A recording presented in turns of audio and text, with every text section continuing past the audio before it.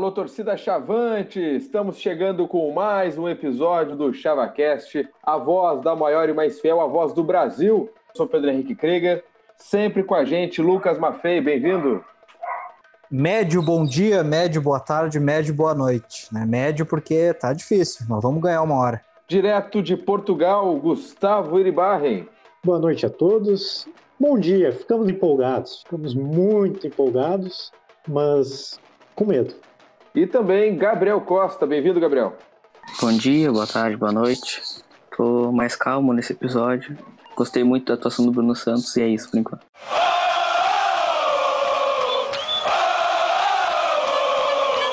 E é isso aí, já falando do Bruno Santos em todo mundo, o nosso episódio de hoje também é mais curto para falar sobre Brasil e Avenida e Santa Cruz, empate em 1-1. Nosso gol saiu no finalzinho, gol do Branquinho, um ponto importante. Eu quero saber dos guris se enxergaram a evolução ou se o medo ainda bate na porta. Lucas, tu que estavas no estádio, nos Eucaliptos, junto comigo, como é que tu avalia o time do Brasil nesse segundo compromisso?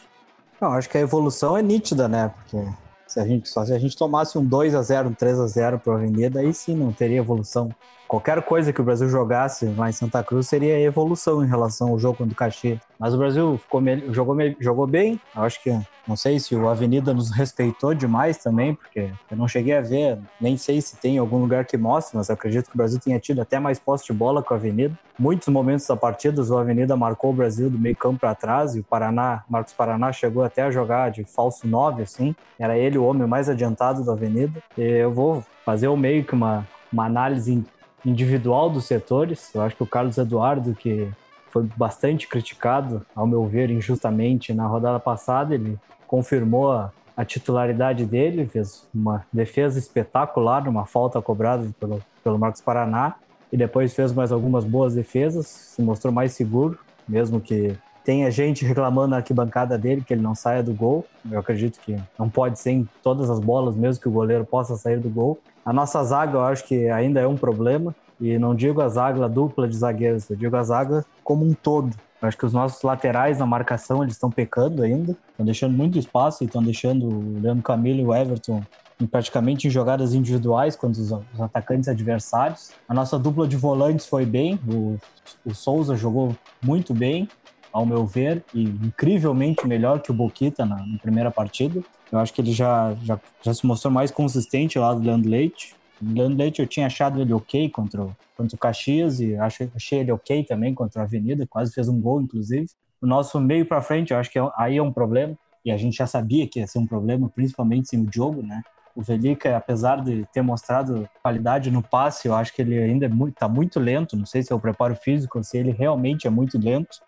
Além de prender a bola demais em alguns lances, que era para tocar mais rápido, não sei se é um costume dele por nunca ter jogado o Campeonato Gaúcho, né? No Campeonato Gaúcho a gente não pode prender a bola muito, que em seguida a marcação forte já vai chegar e ou ele vai perder a bola, ele vai sofrer a falta, ou às vezes ele vai sofrer a falta e o juiz não vai marcar. Isso é um problema, nosso meio para frente precisa ser mais rápido. O Douglas Baggio, eu acho que para mim foi o melhor em campo de novo, foi o mais agudo, conseguiu diversos lances individuais, mas aí na hora de tocar pro Luiz Eduardo foi um problema. E até depois, quando o Michel entrou, a bola não chega de maneira boa pro centroavante, aí o centroavante vai viver passando fome no Brasil. Isso é um problema desde o ano passado, e diminuiu um pouco quando o Rogério voltou, mas os nossos meias não conseguem armar, principalmente o Luiz Eduardo, as jogadas, né? Porque o Michel depois fez gol no final do ano passado, mas também no jogo contra a Avenida agora, quando entrou, não mostrou muito. O Daniel Cruz, para mim, foi uma boa surpresa. Eu achei que não ia dar certo, mas ele conseguiu prender a bola bem, fez boas tabelas. Inclusive, quase deu um passo para o gol do lateral Bruno Santos.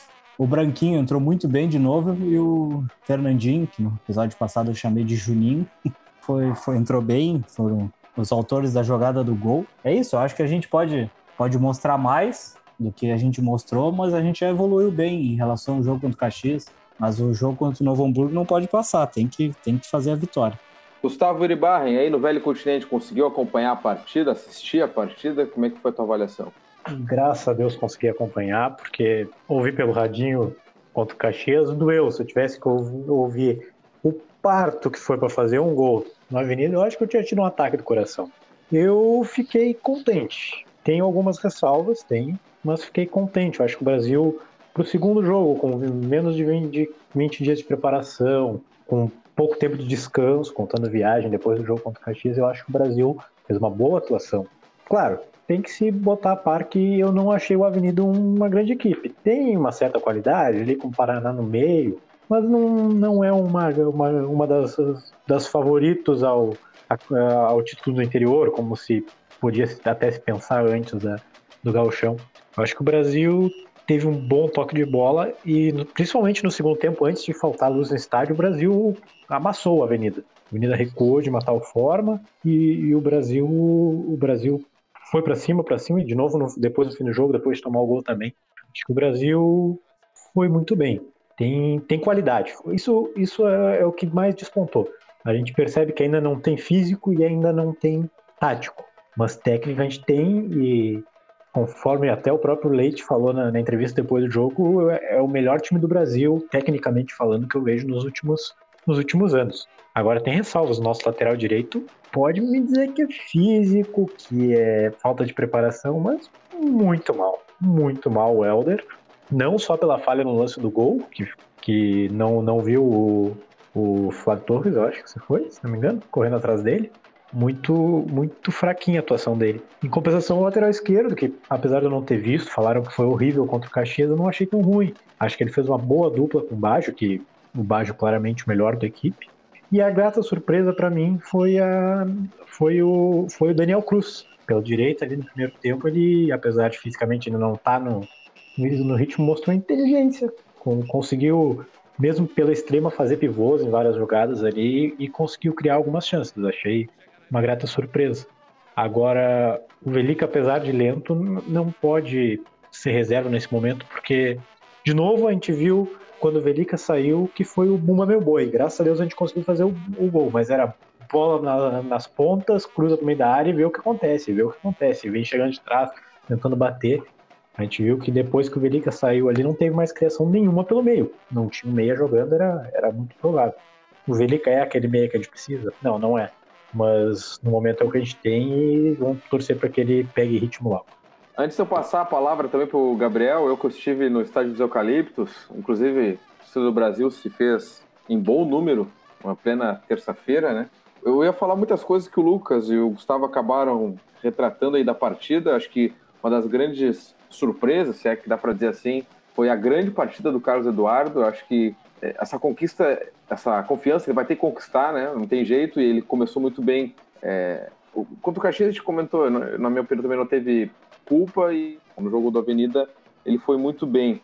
Sobre os laterais, eles aparecem muito para jogo, né? Então, realmente, teoricamente, eles vão errar mais nesse momento e eles são muito acionados, né? Eu gostaria de destacar também os atacantes de lado do Brasil que fizeram um bom jogo. O Baggio chamando muita partida, driblando bastante. E o Daniel Cruz também foi uma ótima surpresa. Apesar de ser grandalhão, ele consegue agregar ali. E as substituições, o Brasil colocou o Branquinho, colocou o Fernandinho, que fizeram a jogada do gol de empate. A gente está bem servido, assim, se a gente analisar de atacantes de lado. E o Brasil, como disse o Gustavo, atacou o tempo todo. O Avenida, não sei se respeitou, se estava querendo jogar no contra-ataque, enfim.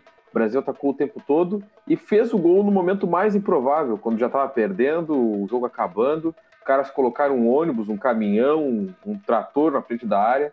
E o Brasil fez o gol nesse momento, quando parecia que não ia ter jeito. Uma grande jogada ali de muita qualidade dos dois. A troca de passes ali do Fernandinho e do Branquinho. O Fernandinho que entrou meio como armador ali no improviso, né? E realmente a gente nota que falta entrosamento, falta um pouco da parte física, apesar do Brasil ter corrido o jogo inteiro, inclusive até o fim, para empatar. Mas falta algumas coisas, mas o Brasil, tecnicamente, a gente vê que os jogadores são bons tecnicamente. O Velíca, que a gente estava comentando, ele é um pouco lento e tal, mas parece que ele está acostumado ainda com o estilo, que nem a Série B, mas o Paulistão também é assim, ter mais tempo para pensar e dar o passe. Ele tem um bom passe, só que ele leva mais tempo. E no gauchão, mal tocou na bola, já tem um cara respirando ali no teu pescoço, teu cangote. não dá muito tempo para tu ficar analisando a partida. Isso eu acho que é uma questão de adaptação. É a primeira vez do Velíca jogando aqui no Sul, então realmente eu acho que é uma questão de adaptação para ele também. Eu acho que é mais ou menos esses destaques que eu anotei aqui. Sobre a zaga, né? Eu concordo com o Lucas, acho que a zaga como um todo precisa evoluir, os laterais e tal. E o pessoal às vezes pega no pé do Camilo, mas o Camilo sempre faz parte das zagas menos vazadas da Série B. Não vejo muito sentido. E o Everton, ele pode até não ser aquele primor técnico, realmente não é, mas é um zagueiro muito sério, um jogador muito profissional dentro de campo. Faz ali o feijão com arroz, que nem diz o outro, muito bem feito. É questão realmente de trabalho em equipe ali para melhorar essa zaga. O Brasil sempre teve zaga qualificada e manteve, contratou outros zagueiros com bom histórico. Acho que isso aí não vai ser problema daqui a pouco. Assim, no momento que encaixar, vai ser uma grande qualidade do time do Brasil. Falta mesmo melhorar a parte do ataque, ter um meia de armação. Meia ali, criando as jogadas, e também um camisa 9, né? Porque o Luiz Eduardo e o Michel ainda não se encontraram, tomara que se encontrem daqui a pouco. Mas essa é a minha opinião, né? Gabriel, pode falar agora? Como é que é a tua opinião aí sobre a partida, a tua avaliação? Quando começou o jogo, eu achei que seria aquele pavor de novo. Até uns 20 minutos do primeiro tempo por aí, o Avenida dominou o jogo praticamente. Mas depois disso parece que o Brasil se encontrou no campo. O Carlos Eduardo passou muita segurança neste jogo. Desde aquela falta do Marcos Paraná até o fim, ele fez outra defesa dentro da área. O Marcos Paraná fez um passe, e não lembro qual foi o jogador da Avenida agora, mas bateu e tinha tudo para aquela bola entrar, e o Carlos Eduardo fez uma baita defesa. A nossa dupla de zaga eu acho que não teve muitas falhas. O Helder, eu acho que ele apoia muito, só que ele ainda deixa bastante a desejar na marcação. Bruno Santos, agora eu vou pedir desculpa para ele, né? De tanto que eu peguei no pé dele no último episódio. Pra mim foi um dos melhores jogadores do time nessa partida, junto com o Douglas Bard. Pra mim foi o melhor. O cara faz tudo no campo, né? Não, pra mim o Douglas Bard foi o melhor em campo. Os nossos meias, os volantes, o Leite. É o Leite sempre, aquilo de sempre, não deixou de desejar também. O Souza, cara, o Washington tem que voltar. O Souza, ele não é ruim, mas não é bom. É aquele meio termo. Faz o feijão com arroz, como dizem. O Velíca deixa a desejar fazendo aquela função ali. Ainda prende muito a bola. Não sei se ele não tá acostumado com o nosso futebol. Não sei. Enfim. E na frente, eu acho que o Daniel Cruz foi uma boa surpresa. Ele é veloz, ele ajuda na marcação. Tu vê que se ele perde a bola, ele faz tudo para recuperar ela. E o Luiz Eduardo, bom, eu ainda prefiro o Michel de titular naquela vaga ali, porque eu acho que o Luiz Eduardo faz muita falta boba. O Luiz Eduardo, ele não pode perder a bola, que ele vai lá e vai caçar o cara por trás e vai fazer uma falta totalmente desnecessária. Às vezes ele toma cartões desnecessários também, que pode prejudicar o time em alguma fase do campeonato, né? E eu acho que era isso. Eu gostei muito da evolução do time. Não parecia o time do primeiro jogo, na verdade. Mas também tem bastante coisa a melhorar ainda. Aguardar cenas do próximo capítulo. Não dá pra se empolgar muito, porque o Avenida também não é aquele time maravilhoso. Tirando o Marcos Paraná, meu ídolo. Vamos então falar um pouco das categorias de base do Chavante, que levantaram mais uma taça hoje, na quinta-feira, dia 24 de janeiro. A taça da categoria Sub-17 da Copa Teutônia. Sub-15 também estava em Teutônia. Foi semifinalista, eliminada nos pênaltis por a equipe campeã. E o Brasil foi até a final contra o Novo Hamburgo, novamente contra o Novo Hamburgo, e também ganhou nos pênaltis. Então é o terceiro título aí da base rubro-negra, que já venceu o Sub-13 da Copa Safergues, Sub-19 da Copa da Federação Gaúcha de Futebol, que a gente acompanhou, comentou, e agora o Sub-17 da Copa Teutônia. E a gente tem um convidado muito especial, o treinador da categoria Sub-17 do Chavante, Michael Corrales, que falou um pouquinho pra gente sobre a participação e a conquista do Brasil em Teutônia. Fala pessoal da ChavaCast, aqui é Michael Corrales, treinador da equipe Sub-17 do Grêmio Esportivo Brasil. Venho por meio desse áudio aqui falar um pouquinho da nossa trajetória dentro da Copa Teutônia, onde saímos como campeões nessa manhã dessa quinta-feira, dia 24. Então fazer um breve resumo aí sobre a competição, né? Primeiramente, jogamos 2 jogos na primeira fase, jogamos contra o Manchester e contra o Cruzeiro de Porto Alegre, o Manchester de Santa Catarina. Os 2 jogos vencemos por 2-0. Nos classificamos para as quartas de finais, onde enfrentamos o Vila Nova de Passo Fundo, vencemos a equipe deles por 2-1, um jogo muito disputado, né?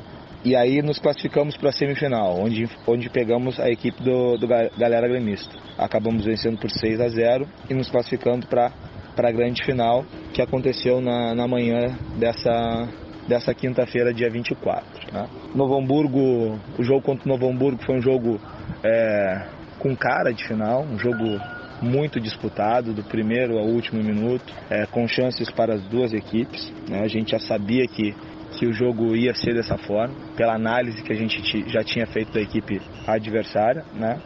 E acabou indo para os pênaltis, né? Onde acabamos, e a gente sabe que quando o jogo vai para uma decisão de pênaltis, muitas pessoas acham que é sorte, que é loteria, mas nós acreditamos no trabalho. Trabalhamos toda a nossa última semana de preparação em cima de cobranças de pênalti. Fazíamos cobranças ao final de cada sessão de treino. Fazíamos competições entre os meninos para identificar o tipo de batedor, tipo de cobrança, né? E também uma competição entre os nossos goleiros. Dentro das cobranças, saímos perdendo o primeiro pênalti. Nosso capitão Pedro acabou perdendo o primeiro pênalti, mas por competência nossa acabamos pegando o primeiro pênalti da equipe adversária e eles acabaram também perdendo a segunda cobrança. Os pênaltis seguintes foram todos convertidos, até que o Joesley, nosso centroavante, acabou fazendo o 4-2 que nos deu o nosso tão sonhado título. A Copa Teutônia ela foi muito, muito importante para a base do Grêmio Esportivo Brasil, né? É uma base que foi reativada recentemente, já vinha do título da Copa Federação Gaúcha Sub-19 do ano passado, de 2018, e esse título também ele fortalece a base, é importante para os nossos jogadores da base, né? Dentro de tudo que envolve a importância de um título para esses meninos, né? Então fica esse breve resumo da competição, né? Uma competição que é tradicional no nosso estado,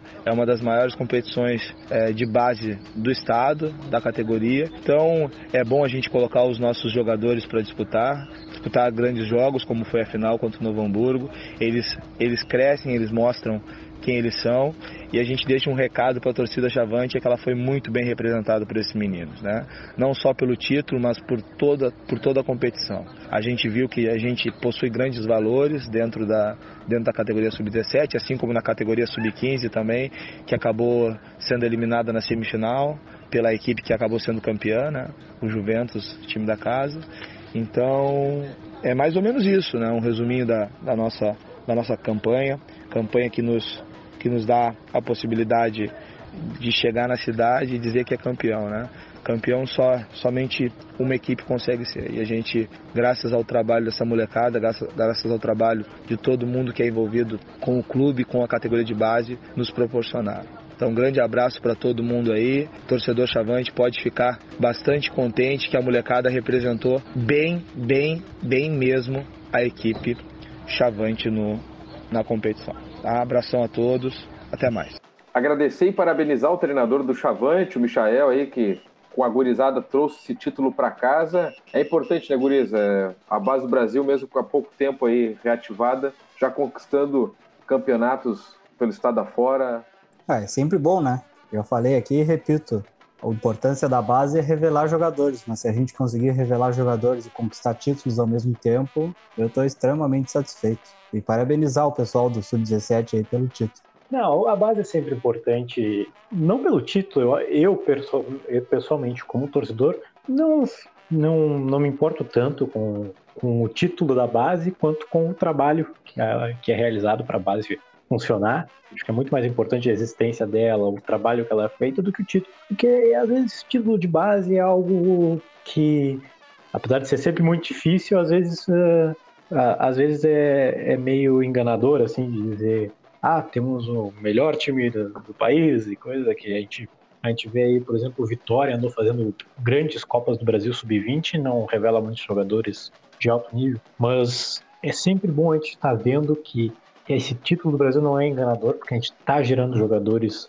que estão treinando com o profissional. Tem agora o Fabrício que integra o grupo profissional, tem o Jacone que treina com o grupo profissional, tem o Krigor, que foi vendido, mas o Brasil ainda mantém porcentagem. Então é sempre muito importante, é muito legal ver a gurizada feliz, ver a gurizada contente em vestir a camisa do Brasil e trazer o título pro Brasil. Isso que eu acho fenomenal, é criar uma identidade daquela gurizada com o Brasil, não só deixar eles tratarem o Brasil como uma escolinha, mas eles entenderem que isso é um clube grande e que é um clube que a torcida vai dar muito pra eles se eles derem pro clube. Fiquei muito feliz como torcedor, eu me importo um pouco com o título da base, sim, sempre é bom, né? A gente vê que a base tá fazendo um bom trabalho também, já ganhamos a Copa Saférico Sub-13, a Copinha RS Sub-19 e agora esse torneio lá. E não só fazendo bons torneios, como revelando jogadores, como a prova do Krigor e do Luiz Henrique no ano passado, esse outro rapaz que subiu para o time profissional esse ano. Então, eu acho que o trabalho da base tá vindo bem forte, como diz o meme. Era isso.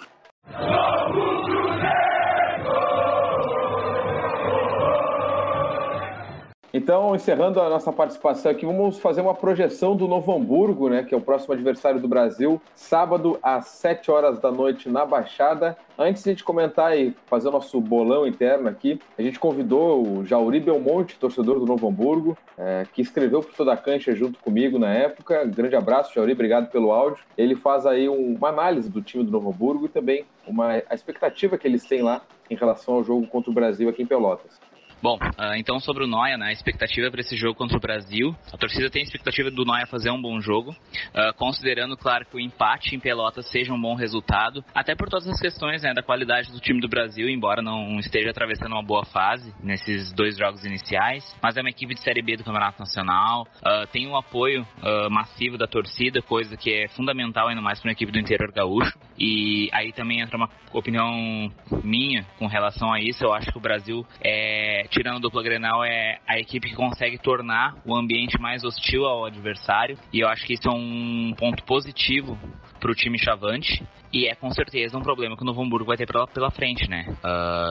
Além, claro, de algumas limitações. O Noia, ele fez uma apresentação contra o Grêmio no primeiro tempo, principalmente, que não foi ruim. A equipe atacou, principalmente nas investidas pelo lado direito de ataque, com o Héctor Bustamante, que é um canhoto paraguaio de 23 anos, que tem habilidade, é bom jogador, tem como característica a jogada de dominar com o canhoto, puxar para dentro e arrematar a gol. É a jogada característica dele, e o Novo Hamburgo consegue explorar isso com muita efetividade. Porém, o Noia ainda peca na questão de talvez uma aderência entre meio campo e ataque. A bola os setores não se conversam. A bola pula direto da defesa para o ataque em ligações diretas constantes, e isso é algo prejudicial ao time do Bolívar, que quando arma jogadas, costuma armar geralmente pelas laterais, com a chegada do lateral que foi no primeiro jogo contra o Grêmio, lateral esquerdo, o Fabinho, e no segundo jogo, o Newton. Então aí é algo inconstante, uma incerteza que o Bolívar ainda tem no lado esquerdo, mas que ainda as laterais são 2 variáveis que ele está utilizando para o Novo Hamburgo explorar os ataques. Na questão defensiva, o Fred, que teve aí passagens pelo Grêmio, Juventude, Goiás, Vitória, é o principal defensor, mas ele ainda está se recuperando de lesão. Ele não fez toda a pré-temporada com a equipe, ele não jogou nem o amistoso, um dos amistosos contra o Ercílio Luz. Ele entrou em campo contra o Cruzeiro, um amistoso antes, então, da estreia no Campeonato Gaúcho, depois jogou contra o Grêmio. Alguns dizem que ele falhou, que ele não acompanhou algumas jogadas de ataque da gurizada do Grêmio, e que culminaram, inclusive, no terceiro gol, acarretando a falha em cima dele. Mas, enfim, é um zagueiro que tem experiência, que divide ali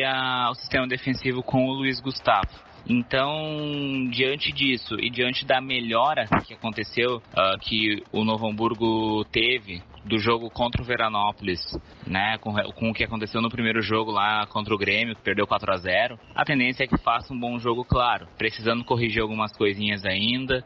É uma equipe como qualquer outra do interior que vai ter suas limitações, vai ter seus problemas, mas pode sim buscar um empate, e o empate que, se acontecer, por exemplo, ele deve ser muito comemorado pelo Noia. Arrancar pontos em Pelotas nunca é fácil. Então, se o Noia conseguir fazer isso nas circunstâncias que está na tabela, com uma goleada sofrida em casa e uma vitória magra sobre o Veranópolis, vai ser um baita resultado.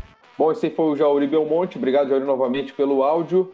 Guris, dá para ganhar? Tem que ganhar? Qual é a avaliação de vocês, Gustavo? Não é dá pra ganhar, tem que ganhar, não tem opção mais. Tudo bem, a gente ficou empolgado com o jogo, jogamos bem contra a Avenida, foi um resultado que não é ótimo, porque por causa da derrota em casa, mas foi bom. Mas agora deu de palhaçada, né? Agora tem que ganhar, não pode de forma alguma não ganhar, porque se não ganhar aí a coisa fica muito feia. Então, o Novo Hamburgo, para mim, foi uma vitória surpreendente contra o Veranópolis nessa rodada, porque depois, tudo bem que estava enfrentando o Grêmio, mas os gols que eles tomaram do Grêmio, a zaga deles é horrível. Na minha opinião, olha, quem viu aqueles 4 gols que eles tomaram, 4 gols de falha defensiva horríveis.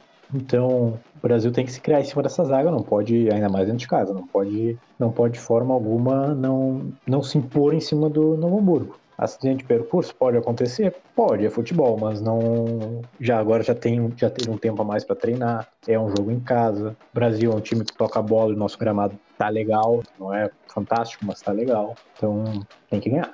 Não, igual o Gustavo falou aí, não é que pode ganhar, o Brasil tem que ganhar, não.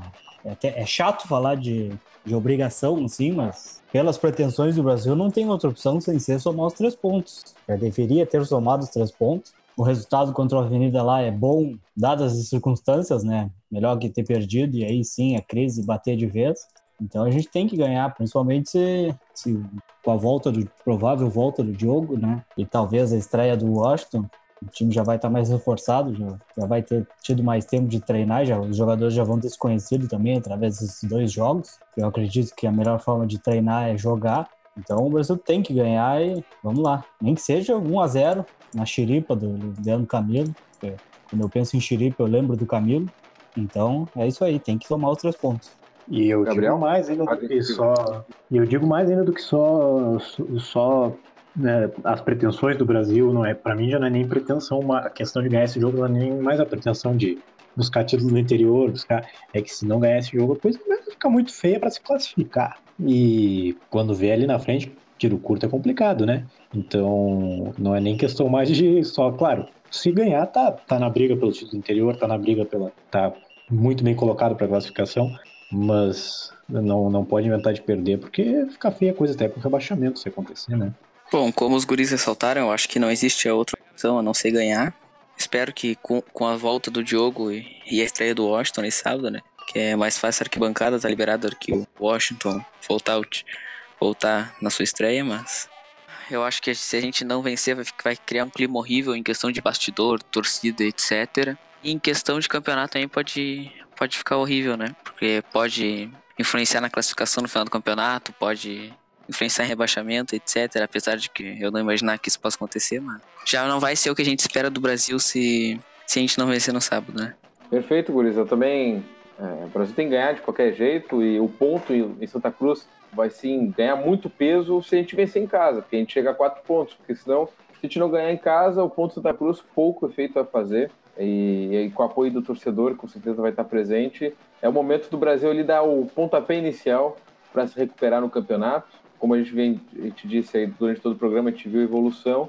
Eu acho que agora é o momento de cravar, realmente o Brasil está evoluindo, realmente vai começar a vencer os seus jogos, principalmente em casa. Então tem que ganhar, com todo respeito ao Novo Hamburgo, mas o gauchão é assim, não dá para deixar passar.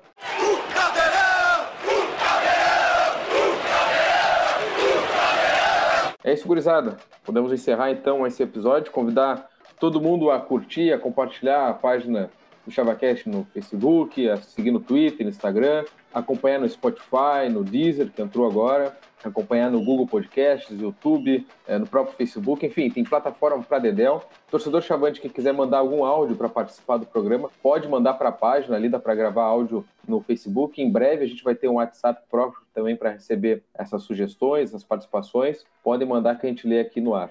Se alguém quiser chutar algum palpite, né, a gente não tá acertando nenhum. O Brasil vai ganhar de 1-0, tá bom. Não, vai ser 3-0 para lavar a alma. Ô, louco. 2-0, tranquilo, sem muito susto. 3-1, tá bom. Deus do livro, quer tomar um gol, tá louco? Não, se não toma um gol, não é Brasil. A nossa zaga não passa impune. Então tá, pessoal, até a próxima, até o final de semana e com vitória contra o Novo Hamburgo, se Deus quiser.